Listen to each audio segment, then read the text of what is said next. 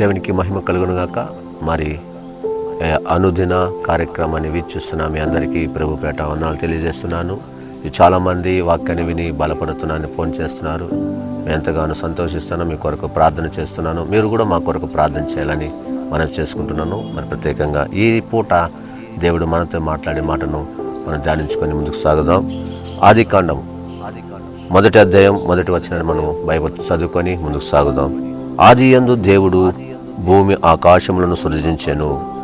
చూడండి, దేవాతి దేవుడు, తండ్రి అయిన దేవుడు ఈ సర్వము సృష్టించబడక మునుపు భూమిని ఆకాశమును సృష్టించాడు.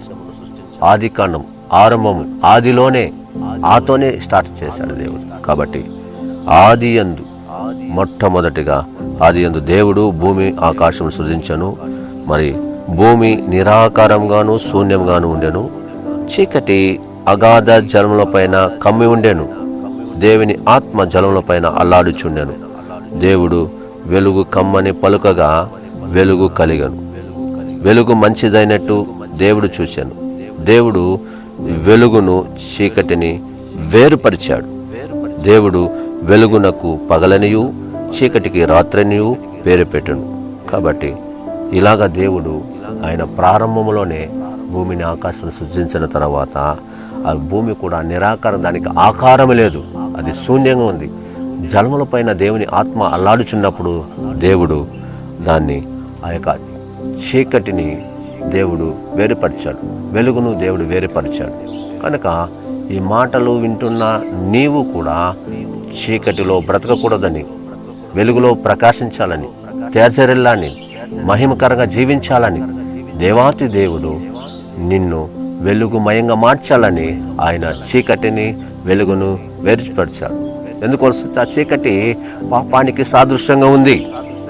చీకటిలో జీవించే వాళ్ళంతా కూడా పాపంలో చేసేవారు, దొంగతనం చేసేవారు, వ్యభిచారం చేసేవారు, ఇలాంటి వారు మాత్రమే చీకటిలో ప్రవేశిస్తారు. కాబట్టి ఎప్పుడు కూడా చీకటిలో ప్రవేశించేవారు మంచివారు కారు.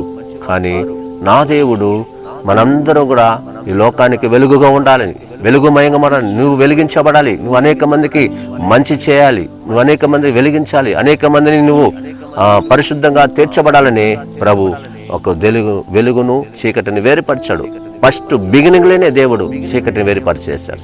అది చీకటిని వేరుపరిచి వెలుగును సపరేట్ చేసి దానికి వెలుగుకి ఒక మంచిదని, అది వెలుగు మనందరి కోసం ఆయనే లోక రక్షకుడిగా, వెలుగుగా, ఒక నక్షత్రంగా మన కొరకు పుట్టాడు. ఆయనే నజరేయుడైన యేసయ్య. కాబట్టి ఈ మాటలు మనం తెలియజేస్తాం. చూడండి, దేవుడు భూమి ఆకాశం కలుగజేసినప్పుడు ఎలా చేశాడో తెలుసా?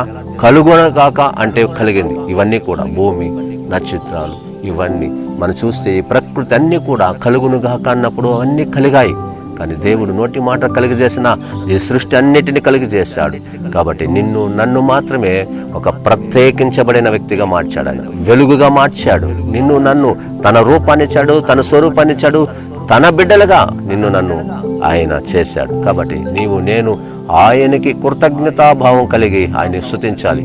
ఇవి ఈరోజు చూడండి, భూమి స్తుతిస్తుంది, పంటలు ఇస్తున్నాయి, ఆ భూమిలో సమస్తము దేవుని మహిమపరుస్తున్నాయి, జీవరాశులు మహిమపరుస్తున్నాయి. ఈ చిలకలు చూడండి దేవుని స్తుతిస్తున్నాయి. ఇక్కడ చూడండి ఈ భూములన్నీ కూడా దేవుని స్తుతిస్తున్నాయి. ఒక మానవుడు మాత్రం కృతజ్ఞత భావం లేకుండా జీవిస్తున్నారు. కాబట్టి అందుకోసమే దేవాతి దేవుడు మనిషి నశించిపోకూడదని తండ్రి అయిన దేవుడు తన కుమారుని ఈ భూమి మీదకి రప్పించి మన కొరకు తండ్రి దగ్గర చేర్చడానికి, ఆ తండ్రి ప్రేమను తెలియపరచడానికి దేవాతి దేవుడు మన మధ్యకి రావడం, ఆయనే నజరేయుడైన యేసయ్య. కాబట్టి ఈ సర్వం సృష్టించిన దేవుడు ఇందులో నీవు నేను ఉండాలని కలిగజేస్తాడు. భూమి ఆకాశం ఎవరికి? మన కోసం. అది మనం ఏలాలి, అది మనకు ఉపయోగకరంగా ఉండాలని ఇవన్నీ కూడా దేవుడు మన కోసం చేశాడు. కాబట్టి ఈ మాట వింటున్నా మనందరం కూడా దేవాతి దేవుడు నిన్ను నన్ను వెలుగుగా చేయాలని, వెలుగుగా ఉండాలని, అనేకులకు ఆశీర్వాదకరంగా ఉండాలని, అనేకులకు దీవెనకరంగా ఉండాలని నిన్ను నన్ను కలిగజేశాడు. కాబట్టి ఆ రీతిగా నడవాలని ప్రభు పెట్ట మనం చేసుకుంటున్నాను. ఈ మాటలు వింటున్న మీరందరూ కూడా వెలుగులో నడవాలని మనస్ఫూర్తి కోరుకుంటూ ఈ మాటలు ముగిస్తున్నాను. ప్రార్థన చేసుకుందాం. మహిమగల మా తండ్రి, స్తోత్రాలు.